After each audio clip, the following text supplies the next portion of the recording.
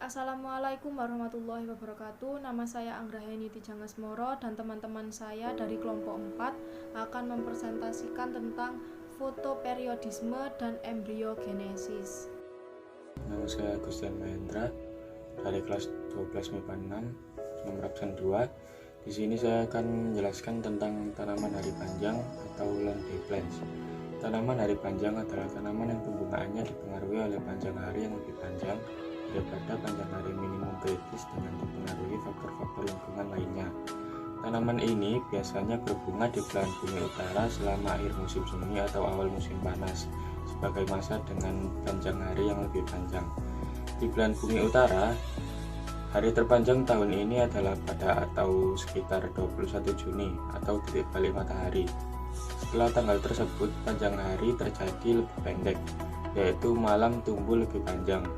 Sampai 21 September, situasi ini terbalik di belahan bumi selatan, yaitu terpanjang adalah 21 Desember dan hari terpendek adalah 21 Juni. Di beberapa bagian dunia, musim dingin atau musim panas mengacu pada musim hujan dan musim kemarau. Contoh tanaman hari panjang obligat yaitu oat, ryegrass, dan clover. Dan contoh tanaman hari panjang fakultatif adalah pea, barley, dan lettuce. Terima kasih. Perkenalkan, nama saya Karisma Aulia Ramadhani dari kelas 12 MIPA 6 nomor urut 17. Di sini saya akan menjelaskan tentang tumbuhan berhari pendek atau disebut dengan short day plants. Tumbuhan berhari pendek merupakan tanaman yang berbunga pada saat periode gelap lebih panjang daripada periode kritis untuk pembuangan. Pada periode kritis pembuangan tersebut, di mana waktu penyinarannya berlangsung kurang lebih 12 jam. Sementara itu, periode gelap merupakan waktu di mana tanaman tak bisa menyerap cahaya matahari. Tanaman tersebut terjadi pada musim panas, gugur, atau musim dingin. Tumbuhan yang termasuk ke dalam jenis tersebut antara lain stroberi, padi, krisan, aster, dan lain-lainnya. Itulah penjelasan dari saya tentang tumbuhan berhari pendek atau short day plants.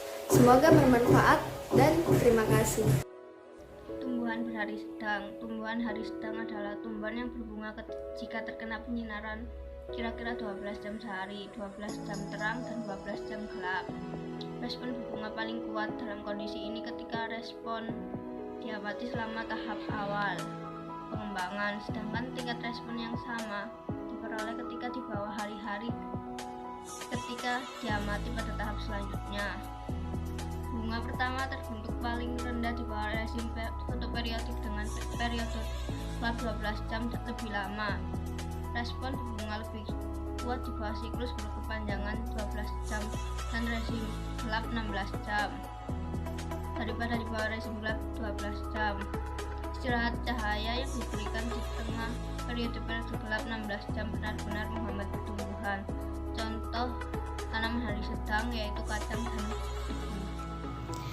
Nama saya Aini Zanabia Rosadi, nomor absen 4. Di sini saya akan menjelaskan tentang tumbuhan berhari netral atau neutral day plant.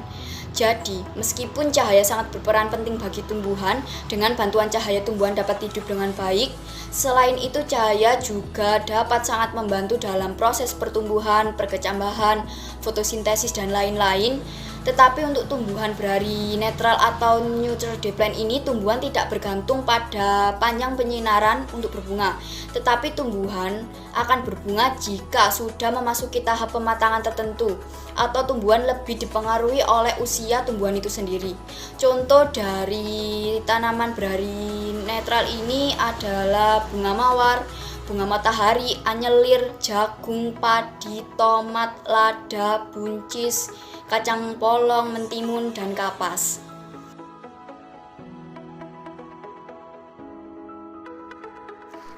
Yang pertama, zigot atau sel tunggal. Zigot adalah sel yang terbentuk sebagai hasil bersatunya dua sel kelamin, yakni ovum dan sperma yang telah matang. Satu sel zigot yang merupakan sel eukariotik terbentuk melalui proses pembuahan antara dua sel gamet. 2. Morula. Morula adalah pembelahan zigot menjadi pecahan-pecahan sel. Tahap ini bisa disebut dengan morulasi. Morulasi akan menghasilkan segerombolan sel yang disebut morula. Morulasi biasanya terjadi sekitar 3-4 hari setelah proses fertilisasi. Zigot membelah secara mitosis menjadi 2 kali lipat. Morula yang terbentuk dari proses morulasi biasanya tersusun atas 16-32 sel. Zona pelusida yaitu selubung yang terdapat pada sel induk yang tidak dapat membesar meskipun jumlah sel semakin banyak.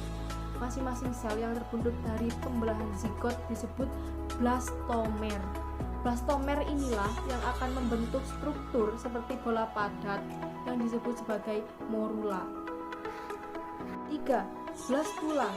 Blastula adalah kumpulan sel yang terbentuk seperti bola dengan struktur rongga pada bagian tengah yang terisi cairan. Blastulasi terjadi setelah morulasi, yaitu sekitar hari keempat atau kelima setelah fertilisasi. Blastula dibagi menjadi 2 bagian, yakni trophoblast dan inner cell mass. Trophoblast adalah untuk membentuk struktur implantasi embrio, sedangkan inner cell mass digunakan untuk membentuk struktur penyusun tubuh bayi. 4. Gastrula. Gastrulasi menyebabkan terbentuknya embrio dengan beberapa lapisan sel yang disebut sebagai gastrula. Gastrulasi biasanya terjadi di minggu ketiga setelah fertilisasi.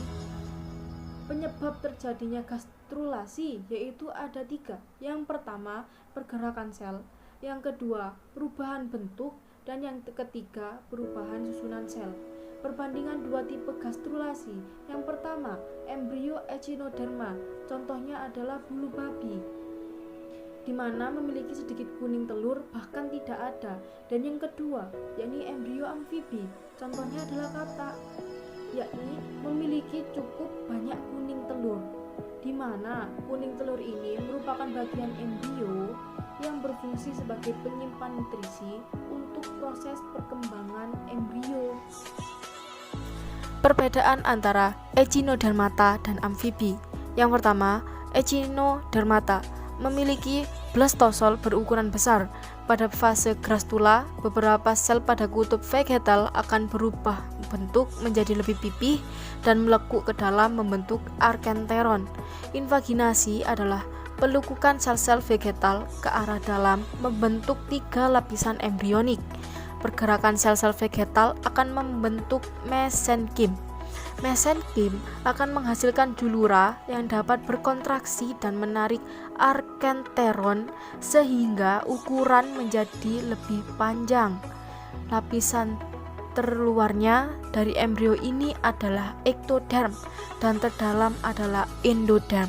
Sedangkan amfibi memiliki ukuran blastosol yang lebih kecil. Fase ini diawali dengan invaginasi untuk membentuk arkenteron dan blastopor.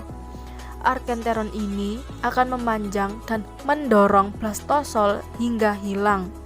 Kutub animal mengalami pembelahan yang lebih cepat dibandingkan dengan kutub vegetal. Sel-sel akan bergerak menyebar dan mendorong sel-sel di kutub vegetal untuk bergerak ke dalam embrio sehingga membentuk 3 lapisan embrionik. Lapisan terluar disebut ektoderm dan terdalam disebut endoderm. Lapisan mesoderm adalah lapisan yang terletak di antara ektoderm dan endoderm. Dan yang terakhir, kelima, yakni fetus atau janin. Janin adalah mamalia yang berkembang setelah fase embrio sebelum kelahiran. Kehamilan dihitung dari hari pertama haid terakhir. Pada minggu ke-12 atau bulan ketiga, embrio menjadi janin. Denyut jantung terlihat pada USG, mulai sudah ada gerakan pada tulang, kuku, serta ginjal mulai memproduksi urin. Pembentukan janin atau fetus ini terdapat pada manusia. Sekian presentasi dari kelompok kami.